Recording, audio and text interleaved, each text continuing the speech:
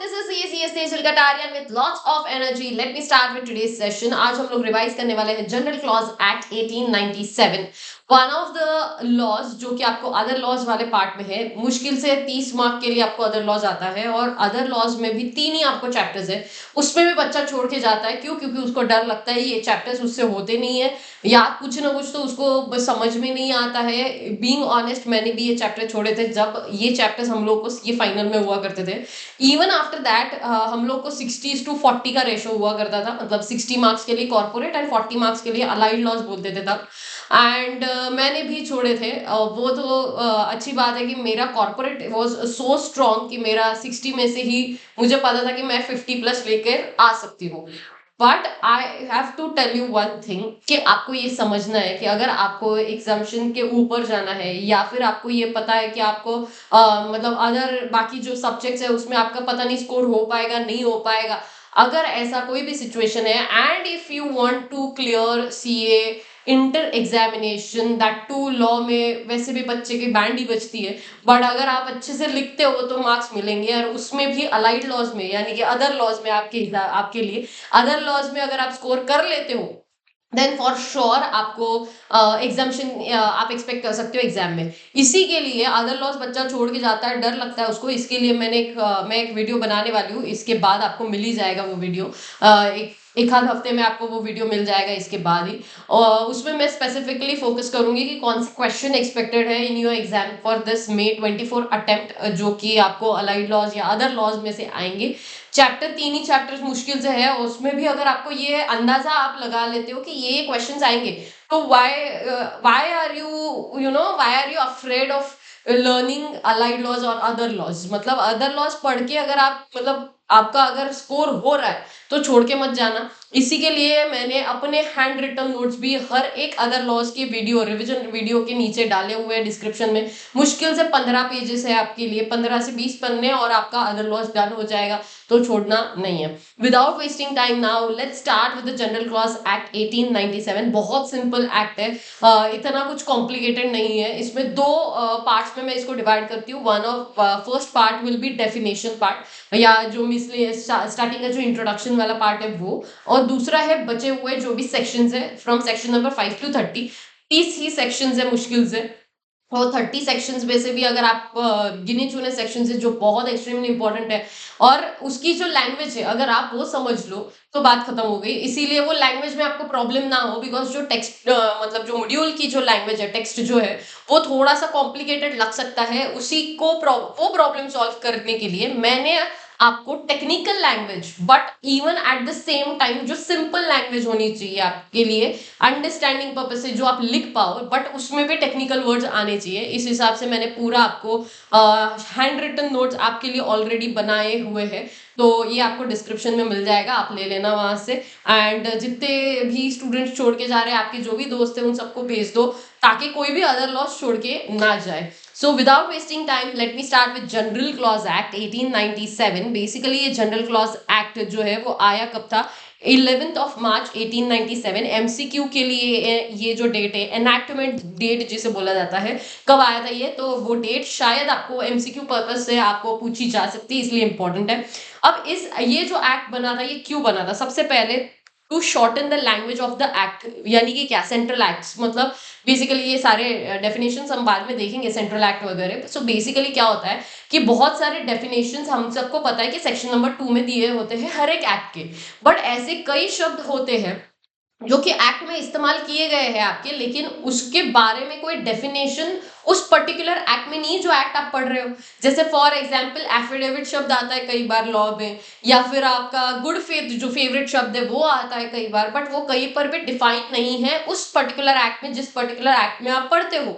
इसीलिए ये एक जनरल क्लॉज एक्ट दिया है कि जिसका कोई भी नहीं है उसका जनरल क्लॉज एक्ट है. आप यहाँ पर आकर वो डेफिनेशन या जो भी वो क्लॉज है या जो भी वो सेक्शन प्रोविजन है आप यहाँ पर आकर देख सकते हो.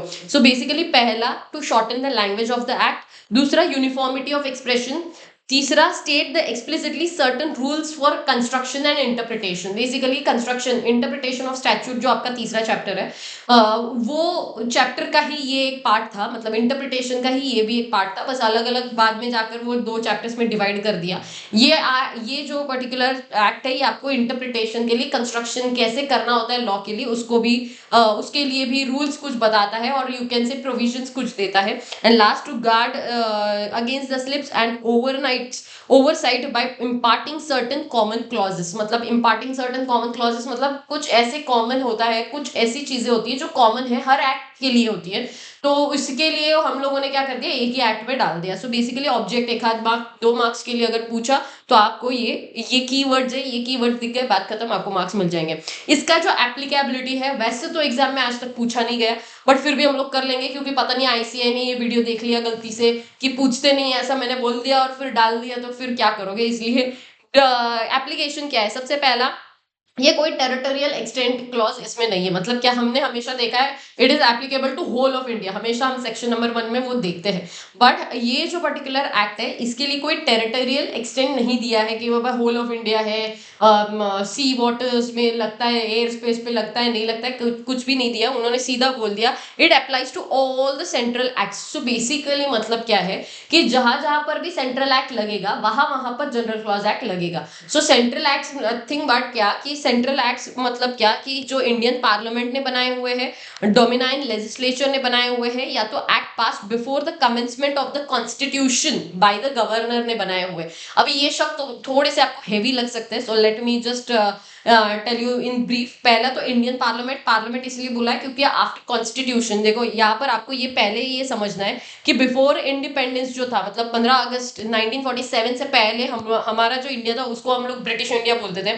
उसके बाद कॉन्स्टिट्यूशन हमारा आया था 26 जनवरी 1950 में, तो उससे पहले का जो दौर था उसको डोमिनाइन ऑफ इंडिया बोला जाता है। सो ये जो टाइम था जहां पर ब्रिटिश छोड़ के गए थे बट इंडिया का कोई कॉन्स्टिट्यूशन नहीं आया था, तो इसको डोमिनाइन ऑफ इंडिया बोला जाता है। एंड उसके बाद तो हमारा कॉन्स्टिट्यूशन ही आया था। सो बेसिकली इन्होंने ये जो एप्लीकेबिलिटी के बारे में बताया है, तो ये एप्लीकेबिलिटी ये है कि इंडियन पार्लियामेंट, पहली बात तो इंडियन पार्लियामेंट ने मतलब आफ्टर कॉन्स्टिट्यूशन जो भी एक्ट पास होते हैं वो पार्लियामेंट से होते हैं, राज्यसभा लोकसभा, तो वो पहली बात तो वो जो भी पास करेंगे वो, उसके बाद डोमिनाइन लेजिस्लेचर ने जो जो एक्ट पास करे हैं वो, या फिर act pass before the commencement of constitution bye governor. ये गवर्नर कहाँ पर आएगा, कौन है ये, या आगे जाकर आपको एक अच्छे से एक टेरिटरी, मतलब बेसिकली प्रेसिडेंट का साइन, मतलब किन किन का साइन इंक्लूड किया जाता है, वैसे आपको पता चल जाएगा कि गवर्नर कौन है। आई होप सो आपने ऑलरेडी सीखा है तो आपको पता होगा, बट नहीं भी पता होगा तभी भी पता चल जाएगा, डोंट वरी। इसके बाद प्रीएम्बल, बेसिकली ये एक्ट दो चीजों के लिए है, एक तो एम्बिग्यूटी, जो भी जहां पर भी अगर कुछ शब्द है जो नहीं डिफाइन किए तो आप यहाँ पर आओ, एंड दूसरा it does not override the plain provision of the act. मतलब इसका मतलब ये एक्ट की वजह से अगर कोई डेफिनेशन सपोज मान लो ये एक्ट ने दिया है, तो इसका मतलब ये नहीं है कि किसी और एक्ट के प्रोविजन को ओवरराइड करने के लिए दिया है। It's just the purpose, only purpose is just to make sure कि आपका अगर कहीं और कुछ नहीं लिया है तो आप यहाँ पर आकर आपका जो भी इंटरप्रिटेशन है वो करो। जैसे फॉर एग्जाम्पल कंपनीज एक्ट में लिखा है an act to consolidate and amend the laws relating to company, या निगोशिएबल इंस्ट्रूमेंट ने अपना प्रीएम्बल दिया है, तो वैसे ही इसका प्रीएम्बल ये है। प्रीएम्बल इज नथिंग बट आपको एक बेसिक आइडिया दे देता है कि वो एक्ट में क्या है, एग्जाम पर्सपेक्टिव से लीस्ट इंपॉर्टेंट, कोई ऐसा कुछ आने वाला है नहीं। उसके बाद जो अब हम लोग बात करेंगे सेक्शन नंबर यूजुअली 2 जो होता है वो डेफिनेशंस के लिए होता है, लेकिन यहाँ पर इस एक्ट में जो डेफिनेशंस है वो सारे सेक्शन नंबर 3 में दिए हैं। अब ये जो 3 में दिए उससे पहले, before I go ahead with the definitions कौन कौन से इंपॉर्टेंट है और आपने करने चाहिए, इससे पहले जस्ट ब्रीफली आपको बता देती हूँ, जब भी कभी डेफिनेशन में मीन्स शब्द दिखता है, इसका मतलब वो जो डेफिनेशन है दैट डेफिनेशन इज एग्जॉस्टिव। मैं हमेशा बोलती हूँ मीन्स मतलब क्या कि वो जो बोला गया है वही आपको इंक्लूड करना है, वही आपको समझना है, जो बोला है वैसे का वैसा ही आपको अप्लाई करना है। लेकिन जब शब्द आता है मीन्स एंड इंक्लूड्स, तो इसका मतलब है वो डेफिनेशन इंक्लूसिव होती है। इंक्लूसिव मतलब आप बहुत सारी चीजों को उसमें इंक्लूड करते जा सकते हो, इसीलिए कभी भी ऐसा नहीं बोला जाता इनकम मीन्स, क्यों, क्योंकि इंडियंस, वी आर इंडियंस, तो अगर ऐसा लिख दिया इनकम टैक्स एक्ट में इनकम मीन्स, तो 1 2 3 4 तो फिर खत्म है, हम लोग तो फिफ्थ कोई ना कोई इनकम सोर्स निकाल लेंगे और फिर बोलेंगे ये तो 1 2 3 4 में नहीं आता तो हमें टैक्स ही नहीं लगेगा, इसलिए इनकम मीन्स नहीं होता कभी। लेकिन वही डायरेक्टर मीन्स है, कंपनी का डेफिनेशन है, तो डायरेक्टर का जो डेफिनेशन है वो section 2 clause 34 of companies act में दिया है, या फिर कंपनी का जो डेफिनेशन है वो 220 में दिया हुआ है। तो आपको ये पता है कि बाबा ये मतलब ये कंपनी मीन्स जो भी company incorporated under this act और एनी अदर प्रीवियस लॉ, इसके बियॉन्ड आपको कुछ भी बोलना नहीं है, कुछ भी देखना नहीं है। तो कंपनी का मतलब पता है। So means is exhaustive and means and includes जब भी कभी आता है इसका मतलब वो इंक्लूसिव होता है। जैसे कि डिबेंचर का डेफिनेशन हो गया, बॉडी कॉर्पोरेट, शेयर्स का डेफिनेशन हो गया, तो ये सारे क्या है, इंक्लूसिव डेफिनेशन है। ये सारे एग्जाम्पल्स आपके मॉड्यूल में ऑलरेडी दिए हुए हैं। ये आपको एग्जामिनेशन पर्सपेक्टिव से देखो क्या आएगा क्या नहीं आएगा उसका तो मैं अलग से वीडियो रिकॉर्ड कर ही रही हूँ, बट आपको पता भी होना चाहिए बेसिक्स है ये, और ये बेसिक्स आपके स्ट्रांग होने चाहिए इसलिए। दूसरी बात, जब भी आपको कभी भी लॉ में शैल शब्द दिखता है इसका मतलब वो कंपल्शन है एंड मे ऑप्शनल है। इंटरप्रिटेशन ऑफ स्टैट्यूट के हिसाब से कभी कभी ऐसा भी होता है कि shall be construed और shall be interpreted as may sometimes, कभी कभी कहीं कहीं ऐसा होता है, बट वो रूल्स ऑफ इंटरप्रिटेशन के टाइम पे देखेंगे। बट नॉर्मली और यूजुअली शैल का मतलब होता है कंपल्शन एंड मे होता है ऑप्शनल। अब सेक्शन 1 तो हमेशा शॉर्ट टाइटल पर होता है, कमेंसमेंट वगैरह पे होता है, जो हम लोग ऑलरेडी देख चुके हैं। सेक्शन 2 है ही नहीं, रिपील्ड हो चुका है। अब बात करेंगे सेक्शन नंबर 3 जो कि है डेफिनेशंस पर। डेफिनेशंस में बहुत सारे डेफिनेशंस आपको दिए हैं, बट मेरे हिसाब से जो एग्जामिनेशन पर्सपेक्टिव से मतलब बहुत इंपॉर्टेंट है वो ये कुछ डेफिनेशंस है। उसमें भी बहुत ज्यादा इंपॉर्टेंट ये दो डेफिनेशंस, ये 3 डेफिनेशंस है जो कि बहुत एक्सट्रीमली इंपॉर्टेंट है। मतलब मैं आपको ऐसा कैटेगराइज करा सकती हूँ कि डेफिनेशन में 5 star definition will be good faith, document, immovable property. ये 3 जो डेफिनेशंस है एकदम 5 स्टार डेफिनेशंस है। इस पे क्वेश्चंस बहुत बार पूछे गए और बहुत चांसेस है कि इस बार भी आए।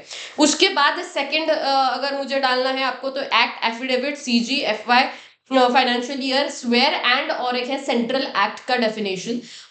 वो एक आपके लिए काफी इंपॉर्टेंट डेफिनेशन साबित हो सकता है, स्पेसिफिकली एमसीक्यू पर्सपेक्टिव, क्योंकि उसमें वो पार्ट एबीसीडी आपको याद होगा वो है। तो वो जो पार्ट एबीसीडी वाला जो डेफिनेशन है, वो वाला जो है सेंट्रल गवर्नमेंट वाला, वो जो डेफिनेशन है वो डेफिनेशन भी उसके बाद मतलब 4 स्टार डेफिनेशन आता है।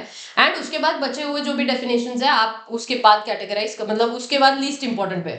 ऐसा नहीं है कि मैंने बोला कि वो लीस्ट इंपॉर्टेंट है तो करके नहीं जाने का, करके जाओ, लेकिन आपको प्रायोरिटी पता होनी चाहिए, स्ट्रैटेजीज मतलब पता होनी चाहिए कि आपको पता ही है बॉस ये आने के चांसेस बहुत स्ट्रांग है, तो वो चीजें आप करके ही जाओ ना। क्या पता अगर वही आया तो आपको स्कोर आ जाएगा। तो इसलिए सबसे पहले हम लोग सेक्शन नंबर 3 के जो डेफिनेशंस है मैं उससे स्टार्ट करूंगी। सेक्शन नंबर 3 के जो डेफिनेशंस है, let me start with the first definition जो कि है एक्ट का। यहाँ पर जो डेफिनेशन है एक्ट का, वो डेफिनेशन का मतलब जो आप एक्ट बनाते हो, मतलब जो भी आप हम लोग जितने भी एक्ट सीखते हैं, sale of goods act, Indian contract act, partnership act, उस एक्ट की बात नहीं कर रहा, स्टैट्यूट की बात नहीं कर रहा, एनैक्टमेंट की बात नहीं कर रहे हम लोग। एनैक्टमेंट मतलब स्टैट्यूट मतलब सबका मतलब एक्ट होता है, वो एक्ट की बात नहीं कर रहे। यहाँ पर जो एक्ट है वो एक्ट मतलब आपको ये एक्ट समझता है कुछ करना, दैट एक्ट की बात हो रही है। तो ये जो एक्ट है, ये एक्ट में 4 चीजें बहुत इंपॉर्टेंट है। ये 4 कीवर्ड्स दिख गए आपको, मार्क्स मिल जाएंगे। कौन से? Act use to refers to N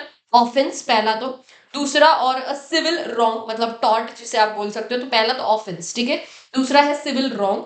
तीसरा है it shall also include the series of act and words which refer to acts done extend also to the illegal omission. मतलब क्या? जैसे फॉर एग्जाम्पल आपने टैक्स पे नहीं किया, ये भी तो एक काइंड ऑफ ऑफेंस है या एक काइंड ऑफ एक्ट है। तो आपको ये समझना है कि इलीगल ओमिशन भी आपका एक एक्ट माना जाएगा। जैसे फॉर एग्जाम्पल यहाँ पर एक एग्जाम्पल दिया हुआ है कि सेक्शन 36 इंडियन पेनल कोड के हिसाब से अगर कोई बंदे को आपने किडनैप करके रखा है और उसको खाना नहीं देना, खाना नहीं देना इज इलीगल ओमिशन हो गया। तो that act is also punishable offence under any act, actually Indian penal code के एक्ट के अंडर तो स्पेसिफिकली है। तो इसीलिए ये जो भी बोला जाएगा फूड ना देना, इलीगल ओमिशन जो भी किया है, या टैक्स पे ना करना, ये भी आपका एक काइंड ऑफ एक्ट ही माना जाएगा। तो एक्ट का मतलब क्या है? Offence, civil wrong. तीसरा सीरीज ऑफ एक्शन, मतलब ऐसा नहीं कि एक बार, सीरीज ऑफ एक्शन। और लास्ट इज इलीगल ओमिशन। ये 4 शब्द सिर्फ दिखने चाहिए, आपको मार्क्स मिल जाएंगे। उसके बाद देखो यहाँ पर इंडियन पेनल कोड के हिसाब से जो भी सिविल रॉन्ग है, क्रिमिनल रॉन्ग है, वो सारे इंक्लूड करने वाले हैं हम लोग एक्ट में। दूसरा very important definition is affidavit. Affidavit shall include affirmation and declaration. ये शब्द दिखना चाहिए, अफर्मेशन एंड डिक्लेरेशन। और in case of the person by law allowed to affirm और डिक्लेयर इंस्टेड ऑफ स्वेरिंग। मतलब क्या? ध्यान से समझना। पहली बात तो अफर्मेशन और एंड डिक्लेरेशन, ये तो समझता है। देखो ये एफिडेविट, ओथ, स्वेर, ये 3 शब्द है जो आपको कंफ्यूज कर सकते हैं यहाँ पे। ओथ का मतलब होता है जब भी आप जाते हो कोर्ट में जाते हो, जो भी कहेंगे, सच के सिवा कुछ नहीं कहेंगे, दैट इज ओथ, ठीक है। अफिडेविट जो होता है वो रिटर्न में आप देते हो and as a evidence proof करते हो, सबमिट करते हो in the court of law. तो यहाँ पर इंस्टेड ऑफ स्वेरिंग इसीलिए बोला गया है बिकॉज मम्मी कसम, हम लोग कितनी बार बोलते हैं, नहीं यार मम्मी कसम ऐसा कुछ नहीं किया हमने, ऐसा वैसा, मम्मी कसम, इसकी कसम, उसकी कसम, पता नहीं किस किस की कसम खाते हैं हम लोग, कितने लोग मरते होंगे इस कसम से वो भी नहीं पता। बट ये जो मम्मी कसम जो हम लोग करते हैं ना, इंस्टेड ऑफ स्वेरिंग का मतलब है पर्सनली जो भी आप ये करते हो ना मम्मी कसम वगैरह, उसको आप यहाँ पर इंक्लूड नहीं कर सकते एफिडेविट में। दूसरी बात, ये पर्सन बाय लॉ अलाउड का मतलब क्या है कि देखो जैसे मर्डरर है या प्रिजनर है, जेल में ऑलरेडी गया हुआ बंदा है और वो एफिडेविट दे रहा है, तो वो अलाउड नहीं किया जाएगा। क्यों? क्योंकि लीगली उसे अलाउ ही नहीं किया जाएगा टू गिव एफिडेविट, मतलब उसका जो अफर्मेशन है उसे वैलिड अफर्मेशन नहीं माना जा सकता, या डिक्लेरेशन वैलिड डिक्लेरेशन नहीं माना जा सकता।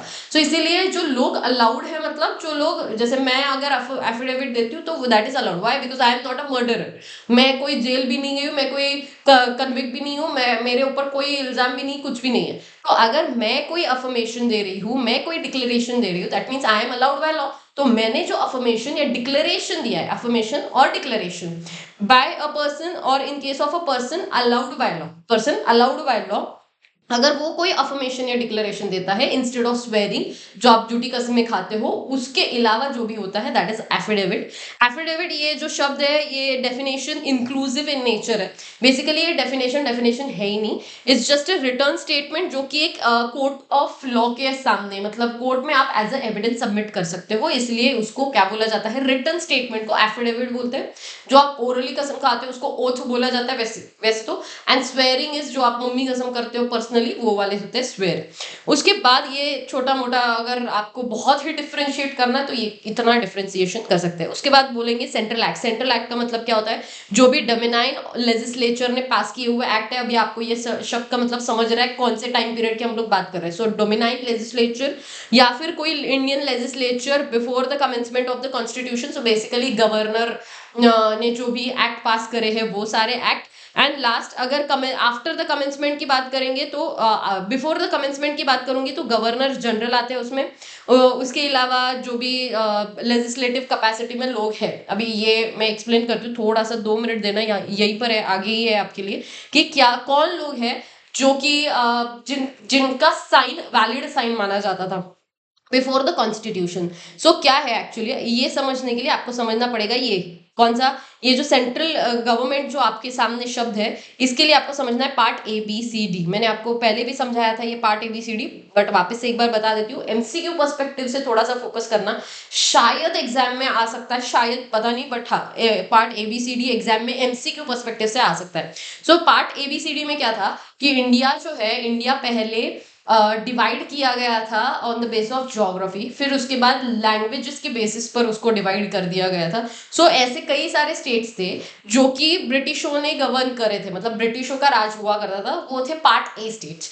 फिर उसके बाद पार्ट B स्टेट वो स्टेट्स थे जहां पर राजा महाराजा लोग जो थे उन्होंने पूरा कंट्रोल रखा था। पार्ट C जो स्टेट है वो ऐसे स्टेट है जहां पर थे तो राजा महाराजा, लेकिन वो कंट्रोल नहीं कर पाएंगे, इसीलिए गवर्नमेंट ने अपना कंट्रोल रखा था। एंड पार्ट D वाले जो स्टेट है वो है अंडमान निकोबार, यानी कि यूनियन टेरिटरी की अगर मैं बात करती हूँ तो, जहां पर लेफ्टिनेंट गवर्नर हुआ करते थे जो कि सेंट्रल गवर्नमेंट अपॉइंट करते थे, एक्चुअल सेंट्रल गवर्नमेंट ने अपॉइंट किए हुए हैं। बेसिकली ये जो पार्ट D वाले वो कौन, वो आदिवासी लोग, हुल्ला हैया वो जो करते हैं ना, वो वाले लोग थे पार्ट D वाले।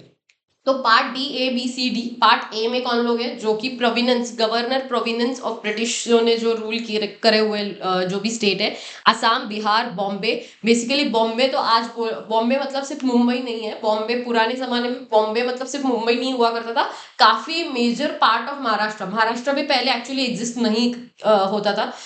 महाराष्ट्र तो क्रिएटेड स्टेट है, इधर के उधर के उधर के सबके बाउंड्रीज को मिलाकर जो मराठी बोलते हैं उन सबको मिलाकर महाराष्ट्र बना था।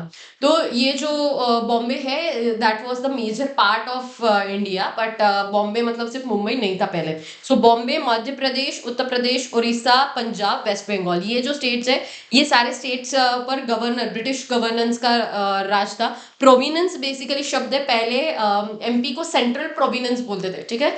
सो मध्य प्रदेश को सेंट्रल प्रोविनेंस बोलते थे, और यूपी को यूनियन प्रोविनेंस बोला करते थे। सो प्रोविनेंस ऑफ ब्रिटिश ऐसा बोलते हैं। सो गवर्नर प्रोविनेंस ऑफ ब्रिटिश, पहला पार्ट ए। पार्ट बी में था प्रिंसली स्टेट थे, जहां पर राज प्रमुख हुआ करते थे। ये सारे स्टेट है वो जम्मू कश्मीर, हैदराबाद, राजस्थान, ये सारे पटियाला, मैसूर। उसके बाद पार्ट सी में चीफ कमिश्नर हुआ करते थे। चीफ कमिश्नर मतलब मैंने ऑलरेडी बता दिया कि ऐसे लोग जो एक्चुअल में थे तो राजा महाराजा का के अंडर, लेकिन वो कंट्रोल नहीं कर पाएंगे ऐसा लगा, इसलिए गवर्नमेंट ने कंट्रोल लिया था। वो सारे ये स्टेट है Ajmer, Bhopal, Coorg, Delhi, Himachal Pradesh, Kutch, Manipur, Tripura etcetera. And part D में आता है अंडमान निकोबार आइलैंड, जहां पर लेफ्टिनेंट गवर्नर अपॉइंट थे। अभी यहाँ पर उन्होंने जो समझाया है ना, ये बिफोर कमेंसमेंट वाले जो लोग हैं, बिफोर कमेंसमेंट में कौन कौन लोग आता था, कौन कौन लोग थे सेंट्रल गवर्नमेंट में, because part A B C D इस तरीके से स्टेट्स थे।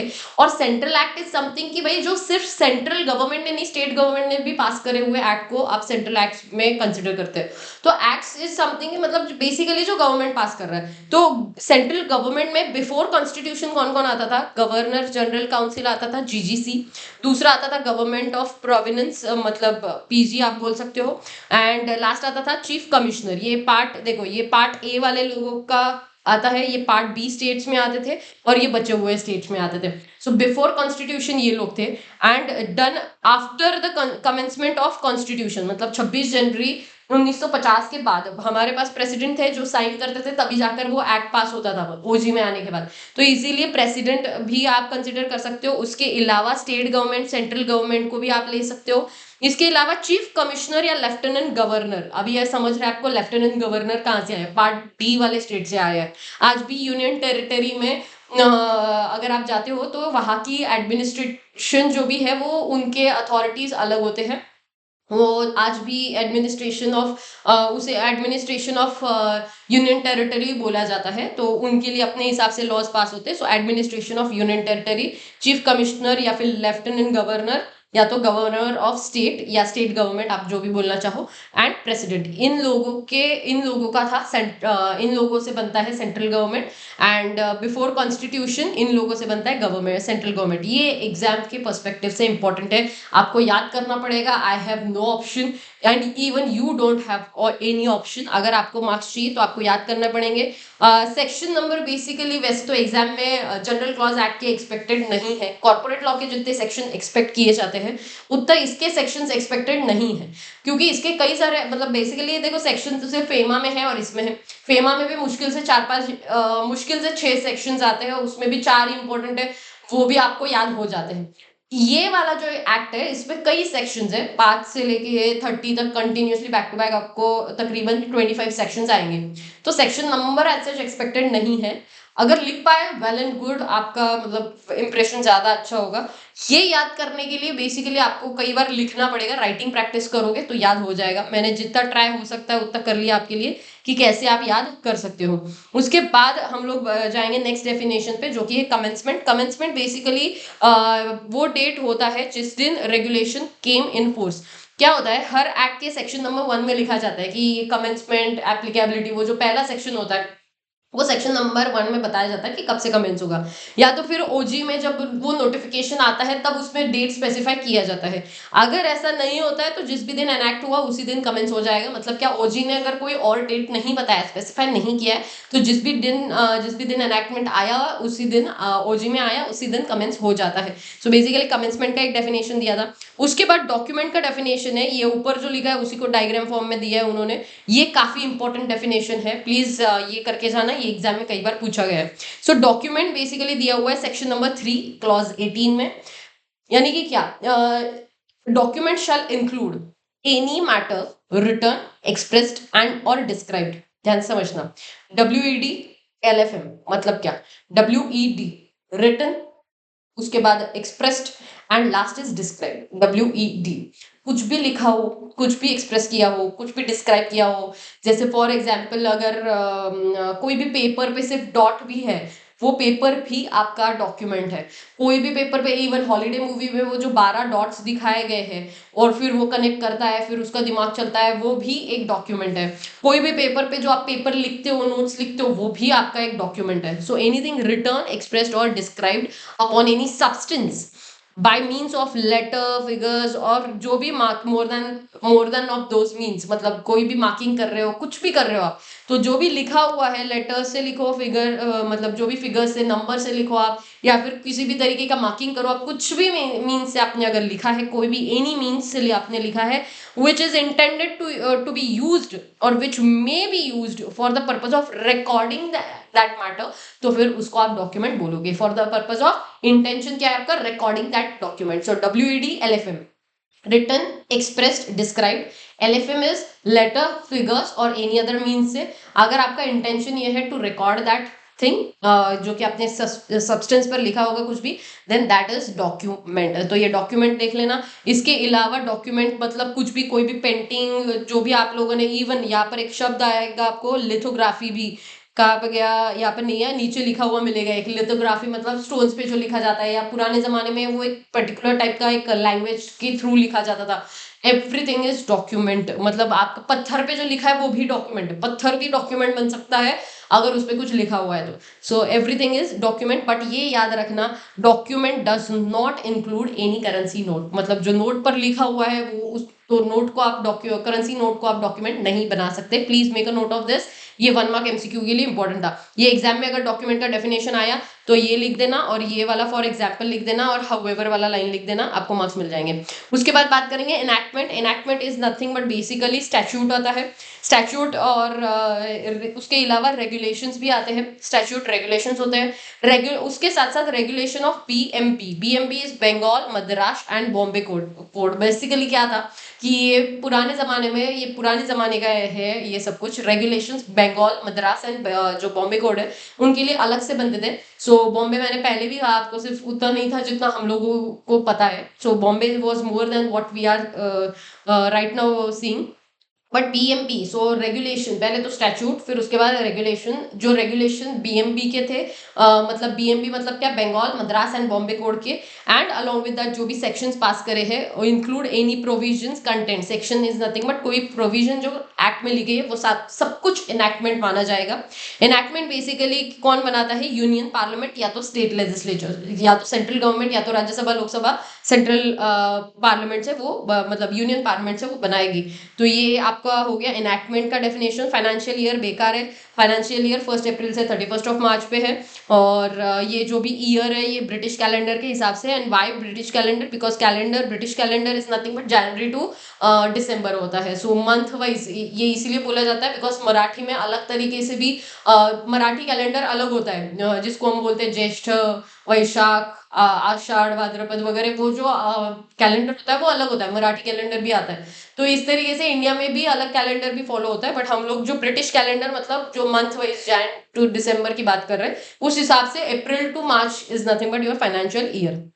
उसके बाद सबसे इंपॉर्टेंट है गुड फेथ। ये स्टार्मअप करना, ये एग्जाम में आएगा और आपको लिखना भी चाहिए। काफी सारी चीजें हैं। Section number 3 clause 22, good faith, where it is an act, where it is an in fact done honestly, whether it is done negligently और नॉट। ध्यान से समझना, जो भी काम आप ऑनेस्टी के साथ करोगे उसे हम लोग गुड फेथ मानेंगे। ईमानदारी को हम लोग इंपॉर्टेंस दे रहे हैं। अब वो जो ईमानदारी है, हम लोग कई दफा ऐसा करते हैं कि सिर्फ ईमानदारी देखते हैं, कई दफा ऐसा करते हैं कि भाई ईमानदारी के साथ थोड़ा सा ड्यू डिलीजेंस भी रखो। डिलीजेंस मतलब केयरफुली काम करो, ऑनेस्टी मतलब निग्लिजेंट मत रहो। कि जैसे फॉर एग्जाम्पल तुमको सामने पता है कि वो जो भी चीज आप खरीद रहे हो, सपोज मान लो गेहूं खरीद रहे हो, आपको दिख रहा है उसमें ऑलरेडी कम से कम 50 कीड़े हैं इतू से गेहूं में, and you have to be very careful while buying that thing. और फिर आप बोलोगे कि नहीं मैंने तो सामने वाले पे भरोसा रख के किया, मैंने तो गुड फेथ में किया। Not allowed at all, you are responsible for your wrong choice. ये सारी चीजें आपने सेल्फ ऑफ गुड्स एक्ट में सीखी थी, सोगा में, बचपन में सीखी थी। सो कई बार ऐसा होता है कि ऑनेस्टी के साथ डिलीजेंस निग्लिजेंस को इंपॉर्टेंस दिया जाता है। सोगा हो गया, इंडियन कॉन्ट्रैक्ट एक्ट हो गया। इंडियन कॉन्ट्रैक्ट एक्ट में आपको याद होगा फ्रॉड वाले उस वाले सेक्शन में आपने देखा था ये सारी चीजें। लेकिन कई एक्ट ऐसे हैं, जैसे जीसीए बोलता है या निगोशिएबल इंस्ट्रूमेंट एक्ट बोलता है, एनआईएस निगोशिएबल इंस्ट्रूमेंट एक्ट 1881, वो बोलता है कि भाई गुड फेथ मतलब क्या, कि ऑनेस्टी के साथ काम करो, ओनली ऑनेस्टी के साथ काम करो। फिर आप निग्लिजेंट थे नहीं थे, हमको कोई लेना देना नहीं है। सो कई डेफिनेशंस है, तो ध्यान से समझना। अगर सोगा के हिसाब से अनलेस अदरवाइज कुछ कॉन्ट्ररी इंटेंशन लिखा हुआ है उस एक्ट में, तो आपको वो एक्ट को फॉलो करना है। अगर वहां पर कुछ भी नहीं लिखा है तो you can follow this particular definition. इसके लिए केस लॉ हुआ था मूंग ओंग पीयू वर्सेस मूंग सी मूंग। ये याद रखना प्लीज, क्योंकि गुड फेथ का डेफिनेशन आता है। मैं आपको नहीं कह रही हूँ कि सारे केस लॉज याद करो, जनरल क्लॉज एक्ट के या फेमा के या जहां पर भी आपको अदर लॉज में मिल रहे हैं, बट एक दो ऐसे हैं केस लॉज जो आपको याद करने भी चाहिए। और बिकॉज आपको पता ही है गुड फेथ का डेफिनेशन आता है मैक्सिमम टाइम, और अगर आता भी है, अगर एग्जाम में चलो मान लो 2 मिनट के लिए आ भी गए, तो आपको तो आपकी तो मतलब लग पड़ेगी एकदम अच्छे से, आप लिख दोगे तो आपको मार्क्स ज्यादा आएंगे। सो कौन सा केस लॉ का नाम है? मूंग ओंग पीयू वर्सेस मूंग सी मूंग। ये जनरल क्लॉज एक्ट का एक गुड फेथ जो है उस पर एक केस हुआ था। ये बेसिकली ये जो केस हुआ था, ये केस लॉ हुआ था कि भाई देखो सिविल लॉज अलग तरीके से प्रिटेंड मतलब इंटरप्रेट करते हैं गुड फेथ को। और वो जो गुड फेथ है, good faith which is done without due care and attention is expected with a man of ordinary prudence. So an honest purchase made carelessly without making the proper inquiry cannot be said कि भाई तुमने good faith में लिया। So basically हम लोग यहाँ पर honesty and diligence को एक्सपेक्ट करते हैं। तो ये उसको मद्देनजर रखते हुए एक केस लॉ हुआ था। सो प्लीज मेक श्योर कि आप ये केस लॉ का नाम याद रखें। उसके बाद गवर्नमेंट मतलब सेंट्रल गवर्नमेंट, स्टेट गवर्नमेंट और बोथ, वो ठीक है। गवर्नमेंट सिक्योरिटीज जो भी central government and state government ने सिक्योरिटीज इशू करे हैं, but it does not include any securities issued by part B state. Part B मतलब राज प्रमुख वाले जो स्टेट्स है, जहां पर राजा महाराजाओं का राज था, तो वो वाले पार्ट बी वाले स्टेट्स में अगर कोई राजा ने कोई सिक्योरिटी इशू करी है, तो उसको सिक्योरिटी के डेफिनेशन में, गवर्नमेंट सिक्योरिटी के डेफिनेशन में नहीं लेना है। ये भी 1 मार्क एमसीक्यू के लिए इंपॉर्टेंट था। जैसे currency note is not a document, ये पार्ट बी वाले government securities are not a securities, ये ध्यान रखना। उसके बाद इमूवेबल प्रॉपर्टी बहुत इंपॉर्टेंट डेफिनेशन है। 4 चीजें आती है, land, any benefit arising out of the land, thing attached to the earth, and last permanently fastened to anything attached to that earth. So land समझता है। Benefit arise out of the land मतलब उस land से आप अगर mine extract, mine में से आपने कोई कोल या सोना अगर आप एक्सट्रैक्ट कर रहे हो, तो वो benefits arising out of the land.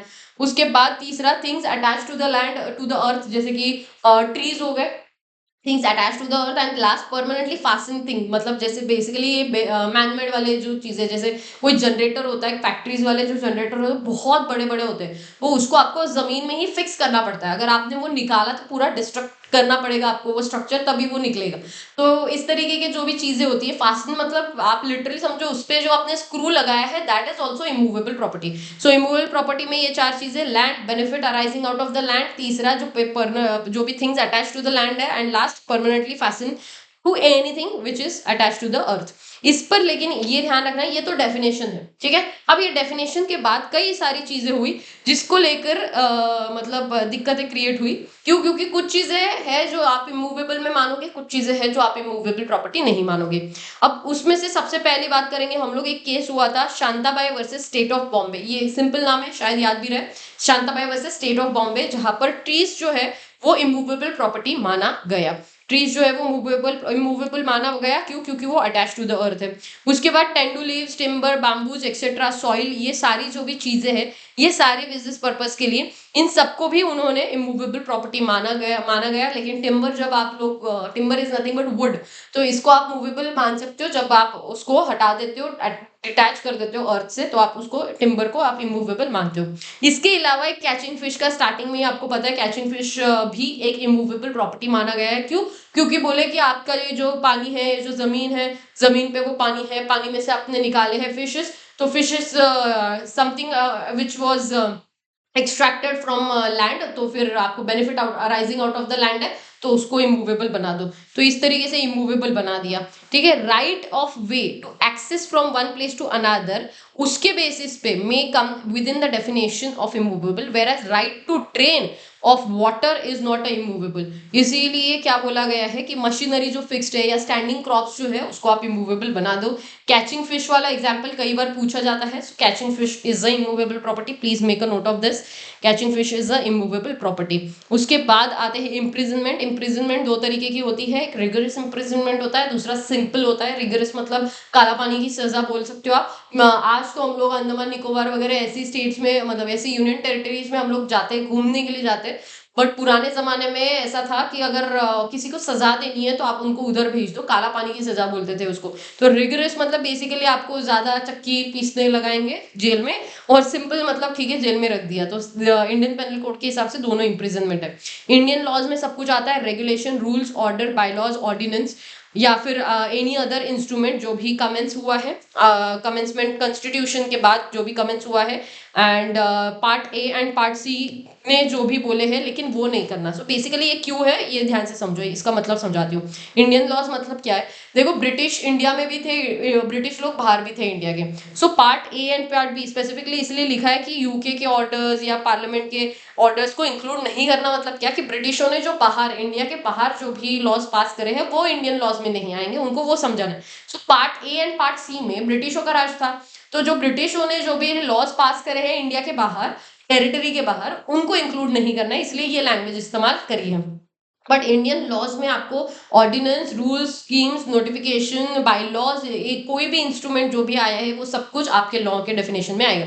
मैंने आपको पहले ही समझाया था एक्ट एंड लॉ के बीच में जो फर्क होता है वही आपको यहाँ पर समझना है। मंथ मतलब ब्रिटिश कैलेंडर होता है, मूवेबल मतलब जो इमूवेबल नहीं होता है, ओथ मतलब जो भी अफर्मेशन या डिक्लेरेशन आप देते हो, ये सेम डेफिनेशन है जो आपने ऊपर देखा था एफिडेविट का। ऑफेंस मतलब कोई भी एक्ट और omission for the time being in force, punishable जो होता है, ध्यान से समझना। Any offence shall means any act और omission made punishable by any law for the time being in force. ये शब्द को हम लोग इग्नोर कर दे, for the time being in force, but this word is very important. Why, understand. पुराने जमाने में तो आपको पता होगा कि 5-6 लोग अगर साथ में भी अगर लिखते थे तो वो भी एक ऑफेंस हुआ करता था। 5-6 लोग साथ में ग्रुपिज्म नहीं कर सकते थे भाई, क्योंकि ब्रिटिशों को डर था कि हमारे अगेंस्ट मतलब कुछ साजिशें होंगी और उनका मोटिवेशन बढ़ जाएगा वगैरह वगैरह। तो इसीलिए जो भी 5-6 लोग अगर साथ में दिखते तो वो अलाउड नहीं था, that was an offence. But अगर आज ऐसा ऐसा नहीं है, आज अगर ऐसा इस चीज को ऑफेंस माना जाएगा तो हमारा क्लासरूम भी ऑफेंस हो जाएगा। तो इसलिए for the time being in force जो भी एक्ट या ओमिशन जो भी पनिशेबल होगा वो। ऑफिशियल गैजेट इंडिया का भी और स्टेट का भी दोनों आएंगे। उसके बाद पर्सन इंक्लूड्स 3 ही लोग आते हैं यहाँ पर पर्सन के डेफिनेशन में, that is cab, that is company, association और बॉडी ऑफ इंडिविजुअल। रजिस्टर मतलब जो भी रजिस्टर हुआ है, रूल मतलब जो भी रूल हुआ है, ये सारे डेफिनेशंस आपको इतने कुछ रिलेवेंट नहीं है, देख लेना एक बार। Rule, schedule, section, sub section सब में सेम लिखा है, बस शब्द बदल दिए, रूल सब सेक्शन ऐसा बोल दिया। स्वेयर का मतलब ग्रामेटिकल वेरिएशन एंड कॉग्निट एक्सप्रेशन, मतलब nothing but affirmation, but and में लिख दिया कि सबका मतलब एक ही है। तो swear as such not important. Writing मतलब लिथोग्राफी, मैंने बोला ना, फोटोग्राफी, लिथोग्राफी, प्रिंटिंग, ये सब कुछ राइटिंग में आता है। ईयर मतलब ब्रिटिश कैलेंडर।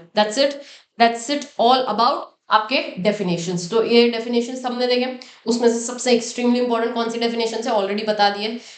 वही आप उन्हीं डेफिनेशंस पर बहुत एक्सट्रीम फोकस करना, इमूवेबल प्रॉपर्टी पर प्लीज फोकस करना, वो छोड़ के मत जाना, कैचिंग फिश वाला देख के जाना। एंड बचे हुए जो भी और नीचे जो भी केस लॉज हुए थे उसके बेसिस पर जो इमूवेबल के है वो आप थोड़ा सा देख के जाना। उसके बाद हम लोग बात करेंगे सेक्शन नंबर 4 से। जो सेक्शन नंबर 4 है, सेक्शन नंबर 4 समझने से पहले आपको ये समझना है कि जनरल क्लॉज एक्ट जो है, general clause act before 1897 and after 1897 दो हिस्सों में मैंने डिवाइड किया। आफ्टर 1897 तो जनरल क्लॉज एक्ट पूरा आज भी एप्लीकेबल है, इतने सालों से एक ही जनरल क्लॉज एक्ट चल रहा है, आज भी उसमें कोई चेंजेस नहीं किए गवर्नमेंट ने, ठीक है, 1897 से चल रहा है। बट बिफोर 1897 क्या हुआ कि already 2 general clause act already इससे पहले भी पास हो चुके थे, जो कि थे, देखो 3 जनवरी 1868 को एक एक्ट पास हुआ था जनरल क्लॉज एक्ट का, बट वो बिफोर उससे पहले तो कुछ नहीं था। तो इसलिए जनरल क्लॉज एक्ट इससे पहले जो भी एक्ट पास हुए हैं 1868 से पहले, मैंने आपको लिस्ट दिखाई थी, 1850 में कई सारे लॉज पास हुए थे, तो उनको एप्लीकेबल जनरल क्लॉज एक्ट नहीं है। जो भी एक्ट 3 से लेकर 1868 से लेकर 14 जनवरी 1887 तक है, उनके वो उधर एक जनरल क्लॉज एक्ट पास हुआ एंड यहाँ पर एक जनरल क्लॉज एक्ट पास हुआ 11 मार्च बेसिकली यहाँ पर है। तो 2 जनरल क्लॉज एक्ट पास हुए थे। बट पुराने अभी जब नया जनरल क्लॉज एक्ट आएगा तो पुराने जनरल क्लॉज एक्ट जो है वो तो हटने चाहिए, मतलब वो तो कैंसिल हो जाते हैं अपने आप ही, उसको लेकर भी आगे प्रोविजन हम लोग देखेंगे। बट बेसिकली क्या होता है कि नया एक्ट आया है तो पुराना एक्ट जो है वो वैसे भी वो अबॉलिश हो जाता है, और यू कैन से कि ऐसा हो जाता है, ऑब्लिगेटरी हो जाता है, मतलब ऑब्लिगेशन, मतलब ऑब्लिगेशन नहीं, मतलब वो जो शब्द है वो ऐसा है कि आप as if it was never existed, ऐसा उसका स्टेटस हो जाता है जो पुराने लॉज है उनका। बट ऐसा है कि ये जो 2 एक्ट्स पास हुए थे जनरल क्लॉज एक्ट, एक था 1868 में हुआ था और एक 1887 में हुआ था। तो ये जो 1887 और 1868 आपको दिख रहा है, तो ये जो बीच के जो दौर है, ये जो पुराना जो जनरल क्लॉज एक्ट पास हुए थे, उन्होंने ये बोला है कि भाई देखो, तब के जो भी जनरल क्लॉज एक्ट है उनके लिए ये आज भी ये कुछ शब्द उन्होंने दिए, ये दिख रहे हैं, ये जो शब्द है ये शब्दों के लिए पार्शली अब पास किए हुए एक्ट जो है आज भी एप्लीकेबल होंगे, ठीक है। Partially applicable for few words, आज भी ये जो यहाँ पर जो शब्द दिए गए हैं, ये पहला पार्ट है और ये दूसरा, ये जो पहला जो मैंने यहाँ पर ये जो है, this one is first one and this one is second. इससे पहले तो वैसे भी एप्लीकेबल नहीं है, इसके बाद के लिए तो वैसे भी सारे एक्ट्स के लिए यही वाला एप्लीकेबल है, लेकिन बीच वाला जो दौर था उसके लिए जो 2 जनरल लॉज एक्ट पास हुए थे वो कुछ शब्दों के लिए, जो कि शब्द यहाँ पर लिखे हैं, उन शब्दों के लिए आज भी एप्लीकेबल है। उसके बाद चलेंगे आगे, उसके बाद आएंगे हम लोग सेक्शन नंबर 5 से। ये था आपका सेक्शन नंबर 4। अब बात करेंगे सेक्शन नंबर 5 से लेकर back to back section number 30 तक। 25 सेक्शन छोटे छोटे हैं सारे के सारे, 2-2 3-3 लाइंस के हैं। उसमें भी क्या लिखना है, क्या समझना है, वो मैंने ऑलरेडी आपके लिए शॉर्ट में करके रखा हुआ है, तो आपको टेंशन लेने की जरूरत नहीं है। ये शब्द लैंग्वेज बस आप फोकस करना है, ये कीवर्ड्स दिख गए, बात खत्म हो गई। बस आप ऐसा मत लिखना पुराना लॉ नया लॉ, ऐसा वर्ड्स अलाउड नहीं है। पुराने लॉ को आप मतलब नए लॉ जो होता है वो उसको आप बोलते हो न्यूली री इनैक्टेड लॉ या प्रोविजन री इनैक्टेड ऐसा बोलते हो। तो ऐसे शब्द आप इस्तेमाल करना, enactment, old enactment, new enactment, इस तरीके से शब्द आपको इस्तेमाल करने पड़ेंगे। सो सबसे पहला सेक्शन नंबर 5 क्या बात करता है, ये जो सेक्शन नंबर 4 है, अगेन ये सिर्फ एमसीक्यू पर्सपेक्टिव से ही देखना, डिस्क्रिप्टिव के लिए आएगा नहीं। डिस्क्रिप्टिव के लिए अब आएगा, इसके बाद के जितने भी सेक्शंस है उसमें से क्या क्या इंपॉर्टेंट होगा मैं लेक्चर में तो बताऊंगी, बट अलॉन्ग विद दैट अलग से जो लेक्चर आएगा वो भी देख लेना, अदर लॉज में क्या क्या इंपॉर्टेंट है, एक्सपेक्टेड क्या क्या है आपके एग्जामिनेशन से, आपके एग्जामिनेशन पर्सपेक्टिव से। सबसे पहला section number 5, coming into operation of enactment. मतलब क्या एनैक्टमेंट कब ऑपरेशन में आता है। पहली बात, कभी भी कोई एनैक्टमेंट ऑपरेशन में आने के लिए आपको पता है ऑफिशियल गैजेट में आता है। ऑफिशियल गैजेट में वो जो नोटिफिकेशन, या तो उसमें डेट स्पेसिफाई होगा या तो नहीं होगा। अगर स्पेसिफाई होगा तो वो जो भी डेट स्पेसिफाई किया जाएगा वहां से एप्लीकेबल होगा। अगर डेट स्पेसिफाई नहीं है तो जब आया है, जब ऑफिशियल गैजेट में आया तभी बात enactment is equal to commencement, बात खत्म हो जाती है। बट ये ध्यान से समझना, अगर मैं बात करती हूँ before the commencement, before constitution, ठीक है, before the commencement of constitution यानी कि बिफोर 26 जनवरी 1950, तो गवर्नर जनरल जो होते थे, गवर्नर जनरल काउंसिल का जो साइन होने के बाद वो एक्ट आता था, एंड आफ्टर कॉन्स्टिट्यूशन प्रेसिडेंट का साइन होने के बाद एक्ट आता है। अगर डेट स्पेसिफाई हुई है वेल एंड गुड, अगर डेट स्पेसिफाई नहीं की है तो जो भी डेट पे वो आया है वही ओजी वाला डेट। लेकिन अगर डेट स्पेसिफाई करी है तो जो भी डेट स्पेसिफाई करी है उसका जो मिडनाइट है, रात के 12 बजे से, मतलब जैसे फॉर एग्जांपल अगर गवर्नमेंट ने बोल दिया कि कल रात को आपको पता होगा डिमोनेटाइजेशन हुआ था 8 नवंबर को 2016 में, उन्होंने क्या बोला, रात के 12 बजे के बाद। तो हर एनैक्टमेंट जो होता है उसका जो स्पेसिफाइड डेट होता है, अगर वो स्पेसिफाइड डेट है तो उसके जो मिडनाइट होता है, मतलब 12 बजे से ही वो एप्लीकेबल होना स्टार्ट होता है। अब हुआ क्या था, कंपनीज एक्ट का जो सेक्शन नंबर 1 था, सेक्शन नंबर 1 आया था 30 अगस्त 2013 को आया था, ठीक है, जो इसलिए कंपनीज एक्ट 2013 है। फिर सेक्शन नंबर 1 कब आया था, 30 अगस्त 2013, जबकि जो भी उसका ये स्पेसिफाइड डेट था, एक्चुअल में आया वो पहले ही था, लेकिन ये ओजी में जो भी नोटिफिकेशन आया था उसमें ये स्पेसिफाइड डेट था। ये सिमिलरली एक सेबी का एक एलओडीआर रेगुलेशन होता है लिस्टिंग एग्रीमेंट को लेकर, आपको नहीं है बट ठीक है। तो ये जो लिस्टिंग को लेकर जो ये रेगुलेशन आया था वो आया था 14 अगस्त को, लेकिन उस रेगुलेशन में ये लिखा था ये जो लिस्टिंग के रूल्स है ये अप्लाई होंगे 1 जनवरी 2016 से। तो आया 14 अगस्त 2015 को, लेकिन अप्लाई स्पेसिफाइड कब हुआ, स्पेसिफाइड डेट कब का था, 1 जनवरी 2016। तो रात के 12 बजे से ये फर्स्ट न्यू ईयर पे ये एप्लीकेबल हो गया था, LODR रेगुलेशन जो सेबी के थे। तो ये किसमें, ये कहाँ लिखा हुआ है, सेक्शन नंबर 5 में। Section number 6 highly important, highly highly highly important, इसलिए मैं एक शब्द मैंने इस्तेमाल किया ना, ऑब्लिटरेशन। तो ये जो ऑब्लिटरेशन शब्द है इसका मतलब क्या है ये आपको समझना है, क्योंकि ये एग्जाम में सेक्शन नंबर 6 एंड 6A बहुत इंपॉर्टेंट है, ध्यान से समझना। Effect of repeal, repeal is nothing but what, companies act जो है 1913 था, फिर 1956 आया, फिर उसके बाद 2013 आया। तो 13 आया तो 1956 गया था, 56 जब आया था तो 1913 गायब हो गया था। तो ये रिपील होना मतलब क्या, ऑब्लिटरेशन होना मतलब as if old act was never existed only. हम लोग इस तरीके से ट्रीट करेंगे जैसे कि पुराना एक्ट था ही नहीं। सो रिपील का मतलब ये था कि आप हटा देते हो पुराने एक्ट। सो बट ये ध्यान रखना, रिपील का इफेक्ट क्या क्या होता है। सबसे पहला तो repeal can not revive the earlier laws, मतलब क्या, जो पुराने लॉज जो पास हुए हैं, जो 1913 हो गया, 1956 हो गया, उसको आप रिवाइव मतलब वापस नहीं लेकर आ सकते। मतलब आप रिपील किए हुए एक्ट को वापस लाने के लिए नया एक्ट पास नहीं कर सकते, ऐसा बोला गया है।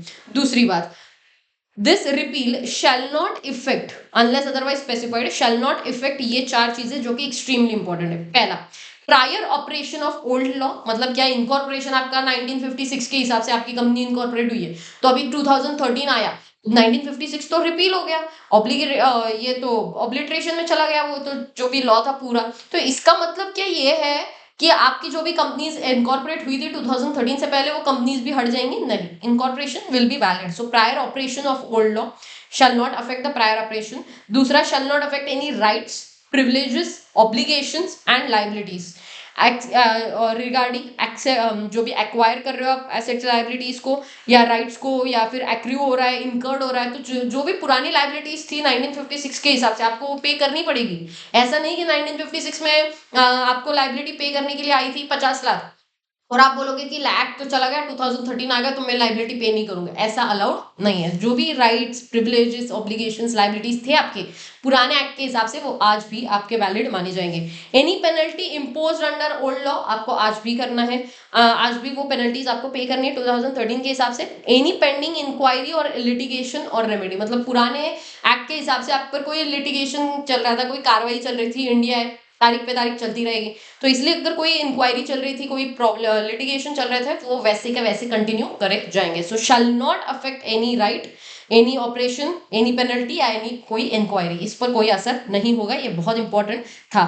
इस पर एक केस लॉ हुआ था इसी को लेके, नवरंगपुरा गांव धर्मदा मिलकत वर्सेस रामतुजी एंड रामाजी। ये नाम याद रखना पड़ेगा, नवरंगपुरा।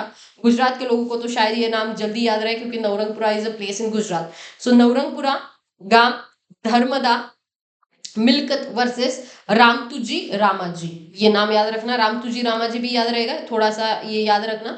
ये केस लॉ हुआ था जहां पर उन्होंने रिपील वर्सेस डिलीशन इस शब्द को लेकर बहस हुई थी। तो रिपील का मतलब होता है ऑब्लिटरेशन, मतलब as if that act was never existed only. But deletion का मतलब है कि डिलीशन मतलब क्या, कि ऐसा नहीं कि भाई पुराना एक्ट ही चला गया। Deletion does not mean wipe out, does not mean wipe out हो गया, इट स्टिल एग्जिस्ट। ठीक है, जैसे जनरल क्लॉज एक्ट के जो पुराने जो एक्ट, जो पुराने 1897 से जो पुराने जो GCA पास हुए थे, वो आज भी एग्जिस्ट करते, तो वो सिर्फ डिलीशन हुआ कुछ शब्द के लिए उन एक्ट का, बाकी तो बाकी सारी चीजों के लिए तो रिपील हो गए। तो इसलिए रिपील और उसमें फर्क होता है। जब भी डिलीशन होता है तो ऐसा बोला जाता है कि भाई इसके बाद से ये एक्ट अप्लाई नहीं होगा, बट इसका मतलब ये नहीं कि that act was never existed, ऐसा बिहेव करो आप। सो डिलीशन एंड रिपील में फर्क था, ये एक केस लॉ हुआ था, उसमें बताया गया है, ये इंपॉर्टेंट है आपके एग्जामिनेशन पर्सपेक्टिव से। Section number 6 is very very important. उसके बाद सेक्शन नंबर 6A मतलब क्या, repeal of act making textual amendment in act और रेगुलेशन। मतलब क्या है, कोई सेंट्रल एक्ट है, सेंट्रल स्टैट्यूट है, वो रिपील हो गया, तो जो भी नया अमेंडेड एक्ट आएगा वो अमेंडेड एक्ट आपके सेंट्रल स्टैट्यूट को भी लगेगा। सो बेसिकली मतलब क्या है, मैं आपको पढ़ के दिखाऊंगी तो कुछ समझ नहीं आएगा, पहले मैं एक्सप्लेन करती हूँ। होता क्या है, जैसे फाइनेंस एक्ट है, आप सबको पता है फाइनेंस एक्ट आता है, बजट आता है। तो बीजेपी गवर्नमेंट हुआ था 2017, मतलब पहले से ही हुआ था, बट बीजेपी गवर्नमेंट था, उससे पहले कांग्रेस था।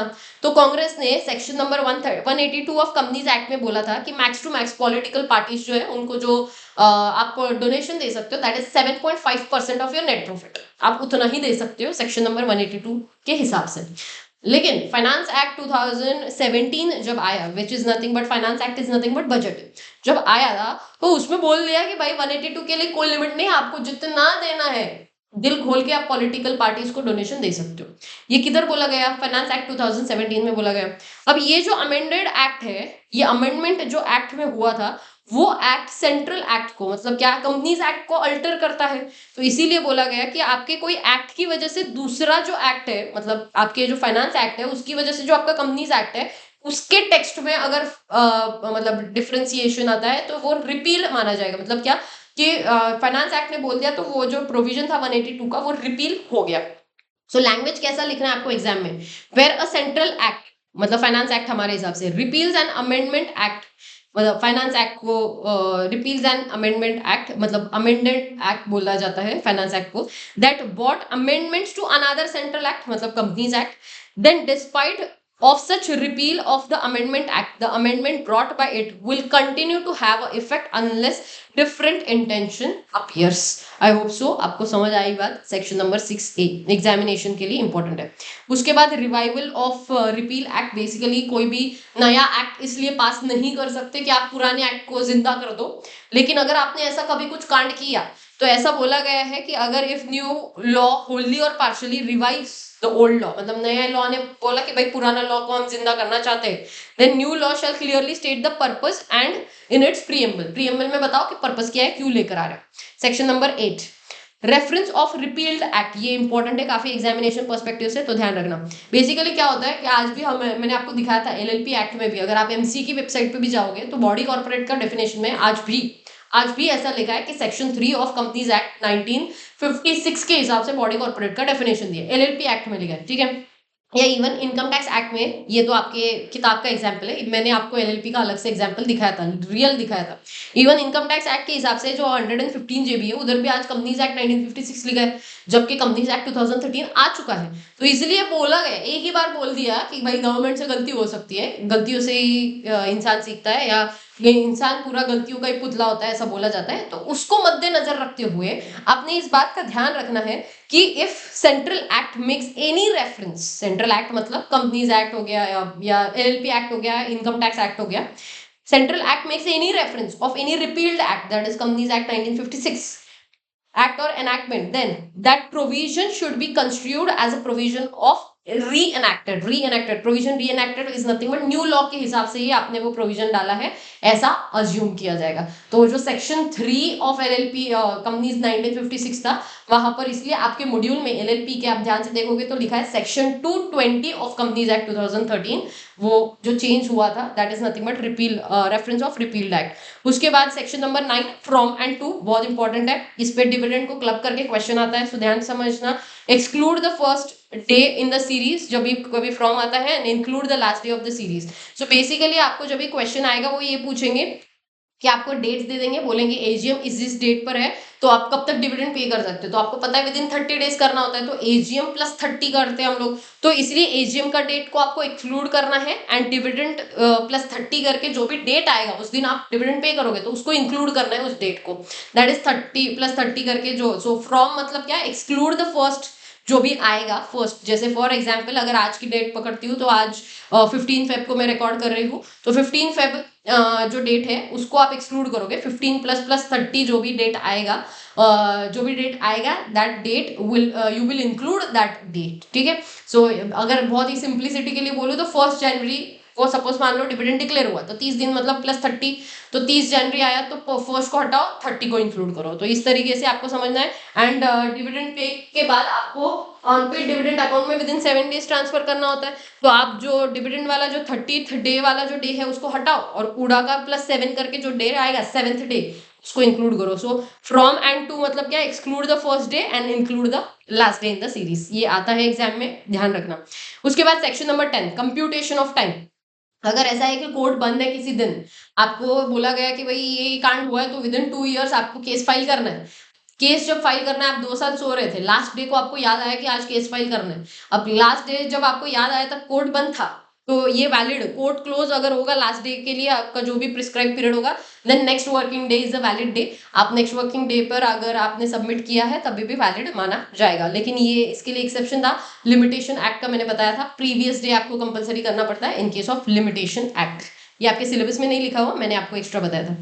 उसके बाद सेक्शन नंबर 11 जो कि डिस्टेंस के बारे में बात करता है। डिस्टेंस जब भी कभी मेजर करना है तो स्ट्रेट लाइन हॉरिजॉन्टल प्लेन आपको मेजर करना होगा।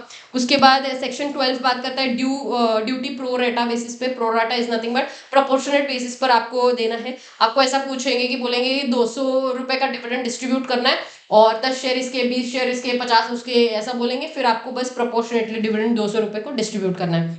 उसके बाद सेक्शन नंबर 13 काफी इंपॉर्टेंट है, जेंडर एंड जो भी नंबर्स है। मतलब क्या, ये बेसिकली ये बोलता है कि भाई मस्कुलिन जेंडर जो होता है दैट इंक्लूड्स फीमेल, मतलब ही इंक्लूड्स शी होता है। दूसरी बात, सिंगुलर इंक्लूड प्लूरल होता है, ठीक है। बट इसके लिए एक्सेप्शन भी गया है, एक्सेप्शन डाला गया था। व्हाई? बिकॉज ध्यान से समझना, ये जो भी है सेक्शन नंबर है ये ह्यूमंस के लिए, एनिमल्स के लिए नहीं है। इसलिए बुलक्स डोंट इंक्लूड काउस, पहली बात तो ये ध्यान से समझना। उसके अलावा अगर कहीं और एक्ट में लिखा हुआ है कि भाई स्पेसिफिकली एक्सक्लूड करो तो आपको एक्सक्लूड करना है। जैसे छोटा नागपुर टेनेंसी एक्ट था 1908, तो वो जो एक्ट था छोटा नागपुर वाला, वो उसमें male descendant shall not include female descendant ऐसा लिखा हुआ है, and exclude, otherwise you have to include. So unless otherwise specified he include she, पहली बात।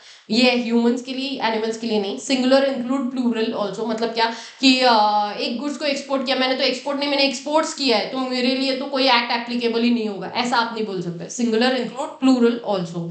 सो ये ध्यान रखना। कई कई आपको सिंगुलर को प्लूरल की तरह, जैसे सब्सिडरी कंपनी होता है, तो सब्सिडरी मतलब जितनी भी आपकी कंपनीज है, सब्सिडरी कंपनीज, सबके लिए सेम रूल अप्लाई होता है। सो सिंगुलर इंक्लूड प्लूरल। उसके बाद section number 14, any power is conferred upon an authority then the power can be exercised from time to time। Basically section 469 के हिसाब से एमसीए को पावर है कि कंपनी को लेकर वो कोई भी रूल्स बना सकता है। तो कंपनी एमसीए ऐसा नहीं है एक बार बोल दिया तो सिर्फ एक ही बार की पावर है। फ्रॉम टाइम टू टाइम जब भी एमसीए को लगेगा वो नए नए रूल्स रेगुलेशंस बनाते रहेंगे।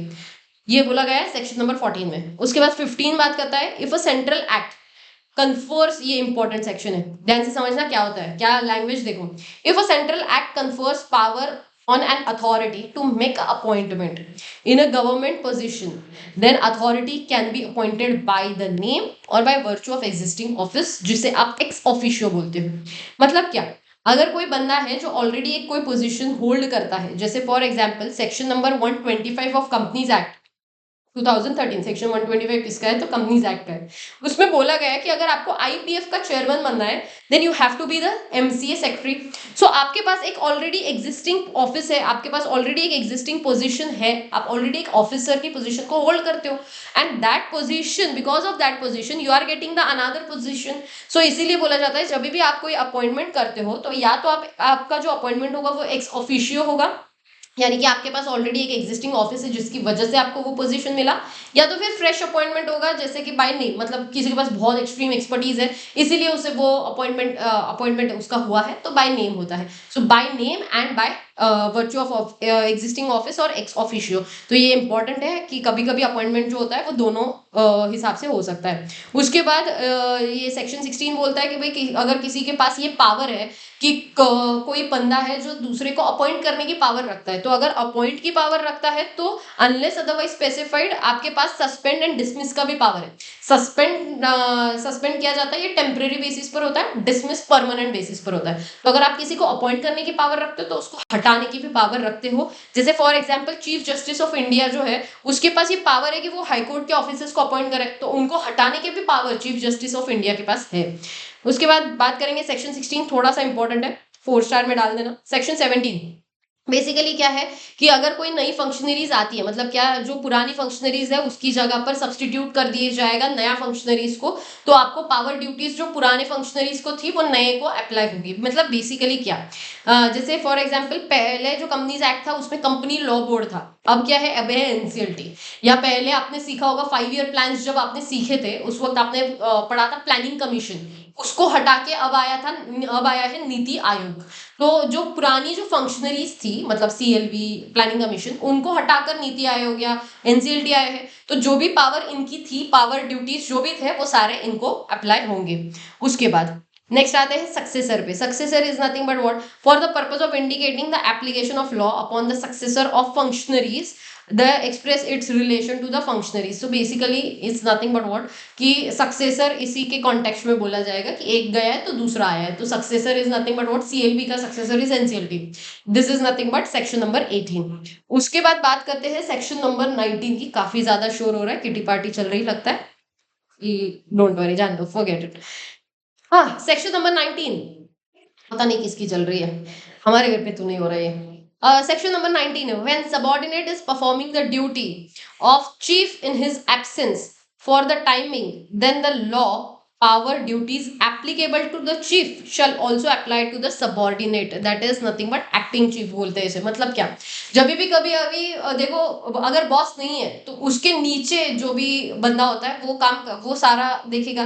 जैसे चेयरमैन नहीं है तो वाइस चेयरमैन होता है जो पूरा in the absence of chairman जो भी है सब कुछ काम को देखता है। तो इसलिए बोला जाता है जब भी कभी when subordinate is performing in the absence of chief, मतलब जो मेन हेड है, मेन बॉस है, उसकी एब्सेंस में अगर सबऑर्डिनेट परफॉर्म कर रहा है तो फिर जो भी पावर्स ड्यूटीज मेन बॉस को थी वो सारी सबऑर्डिनेट को मिलेंगी। That is nothing but section 19। उसके बाद section 20, main legislation and subordinate legislation. ध्यान से समझना इसका मतलब क्या है। Main legislation is nothing but जो भी एक्ट है, and subordinate legislation is nothing but for NSB. For NSB is nothing but what, form, orders, rule, notification, schemes, bylaws. For NSB ये शॉर्ट फॉर्म बनाया ताकि आपको याद रहे। For NSB is nothing but subordinate legislation. Main legislation is section, subsection, clause, sub clause. जो main act होता है that is main, and subordinate is nothing but law में जो जो चीजें आती है वो सारी, नोटिफिकेशन, आमका डिमका फलाना, वो सब कुछ। तो ये जो आमका डिमका फलाना है मतलब फॉर एनएसबी जो है that is subordinate legislation, and main legislation मतलब सेक्शन सारे। सो ऐसा बोला गया है कि जो भी आपका कोई वर्ड है, ठीक है, जो सेक्शन में लिखा है, ये जैसे फॉर एग्जांपल सब्सिडरी कंपनी, अभी ये सब्सिडरी सेक्शन में लिखा हुआ है, तो जो सेक्शन में जो मतलब है वही उसके सबऑर्डिनेट लेजिस्लेशन में भी उस वर्ड का मतलब होगा। So have the same meaning, मतलब क्या, subordinate legislation will have the same meaning as if जो भी शब्द आपके मेन लेजिस्लेशन में है। ये लिखा गया है सेक्शन 20। लैंग्वेज थोड़ा सा आपको मेन अगर पढ़ोगे तो थोड़ा ट्रिकी लग सकता है सेक्शन 20-21 का, बट मतलब उसका ये है। 21 में क्या लिखा है, authority have a power to issue for NSB. NSB is nothing but, for NSB subordinate legislation. So जिस भी अथॉरिटी के पास ये पावर है कि वो सबऑर्डिनेट लेजिस्लेशन लेकर आए, उसी के पास ये पावर भी होगी कि वो ऐड कर सकता है कोई भी प्रोविजन, वेरी कर सकता है, उसमें अमेंड कर सकता है, रिसाइंड कर सकता है। जैसे फॉर एग्जांपल सेक्शन 469 एमसीए को पावर देता है कि आप रूल्स लेकर आओ, ये लेकर आओ, नोटिफिकेशंस लेकर आओ, स्कीम्स लेकर आओ, जो भी ऑर्डर लेकर आना है वो लेकर आओ। तो ये जो भी फॉर एनएसबी है, ये सबऑर्डिनेट में जो भी आता है, जो भी लेकर आएगा उसके पास ये अथॉरिटी है कि वो ऐड, वेरी, अमेंड या रिसाइंड कर सकता है। पावर उसके पास वो होगी। उसके बाद आखिरी पेज है सेक्शन नंबर 22, बोलता है कि where a statute has been enacted, where the statute has been enacted but not yet commenced, then though the authority may prepare subordinate legislation that is for NSB, yet such for NSB, that is subordinate legislation, cannot come into force until the statute itself came into force. So basically उनको ये बोलना है कि भाई देखो rules बनाकर रखे हमने, लेकिन एक्ट पास नहीं हुआ, तो इसका मतलब ये नहीं है कि एक्ट रूल्स पास हो गए तो आप रूल बन के रेडी है तो रूल्स को लगा दो, बाद में एक्ट पास होते रहेगा, नॉट अलाउड। इसीलिए हमेशा देखो ऐसा बोलते हैं, income tax act 1961 and income tax rules 1962, companies act 2013, companies rules 2014। तो ये क्यों बोला जाता है, जस्ट बिकॉज कि आपके जो सबऑर्डिनेट लेजिस्लेशन है, जो आपके सबऑर्डिनेट लेजिस्लेशन है, वो सबऑर्डिनेट लेजिस्लेशन आपके रेडी है। आप जस्ट बिकॉज मेन लेजिस्लेशन आपका पास नहीं हुआ तो आप सबऑर्डिनेट को अप्लाई कर दो, ये अलाउड नहीं है। जब एक्ट पास होगा उसके बाद ही आपके सबऑर्डिनेट लेजिस्लेशन जो है फॉर एनएसबी जो है वो सारा अप्लाई होगा। फॉर्म्स पहले ही प्रिपेयर हो गए थे कंपनीज एक्ट के जनवरी, फरवरी, मार्च में 2013 के, बट इसका मतलब ये नहीं कि आप रेडी हो गए तो अप्लाई कर दो, नहीं। जब वो बोला जाएगा, एक्ट पास होगा, उसके बाद ही आपके एनएसबी आएगा। उसके बाद बहुत इंपॉर्टेंट सेक्शन है सेक्शन नंबर 23। इस पे 5 स्टेप्स आपके मॉड्यूल में जितना डिटेलिंग में दिया हुआ है, प्लीज आप एक बार वो गो थ्रू करना। बेसिकली उन्होंने समझाया कि कैसे लॉ बनता है, एक्ट कैसे पास होता है, पहले तो पब्लिश होगा ड्राफ्ट, फिर उसके बाद जो भी ड्राफ्ट पब्लिश भी प्रिस्क्राइब मैनर में होता है, उस पर एक डेट स्पेसिफाई किया जाएगा जिस डेट तक आपके जो भी ऑब्जेक्शंस है, सजेशंस है, वो सारे कंसीडर करे जाएंगे एंड देन वो पास होने का प्रोसेस होके ओजी में आता है। तो ये प्रोसेस है वो आपको सेक्शन 23 में दिया है, इंपॉर्टेंट सेक्शन है, पांचों के पांचों स्टेप्स एक बार गो थ्रू कर लेना।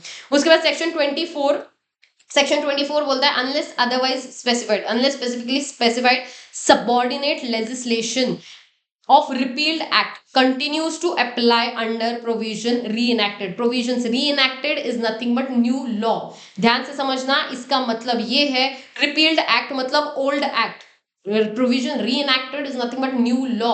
सो क्या बात कर रहा है वो कि जैसे फॉर एग्जाम्पल, आपको एक एग्जाम्पल देती हूँ तो समझ आएगा। कंपनीज एक्ट 1956 के हिसाब से पब्लिक फाइनेंशियल इंस्टीट्यूशन का एक लिस्ट दिया था, ठीक है। अब आज तो 2013 में कोई लिस्ट नहीं आया है पब्लिक फाइनेंशियल इंस्टीट्यूशन का, वही लिस्ट है वैसे तो सेक्शन में जो दिया हुआ है डेफिनेशन के, बट इसके अलावा और भी लिस्ट था।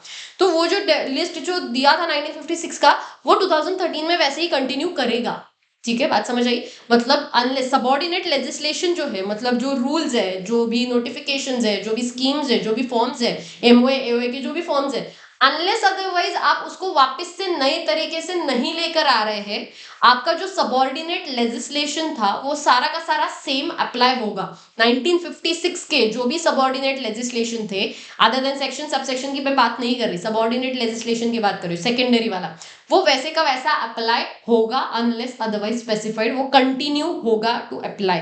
तो ये याद रखना, ये आता है एग्जाम में। उसके बाद section number 25, recovery of fine कैसे होगा अनलेस अदरवाइज स्पेसिफाइड। उसका बहुत सिंपल सा तरीका दिया गया था, इंडियन पेनल कोड 1860 के हिसाब से आप फाइन को रिकवर करोगे, और ये रिकवर करने का दो ही तरीके थे इंडियन पेनल कोड, एक तो अटैच करो एंड प्रॉपर्टी सेल कर दो, या तो अरेस्ट करो।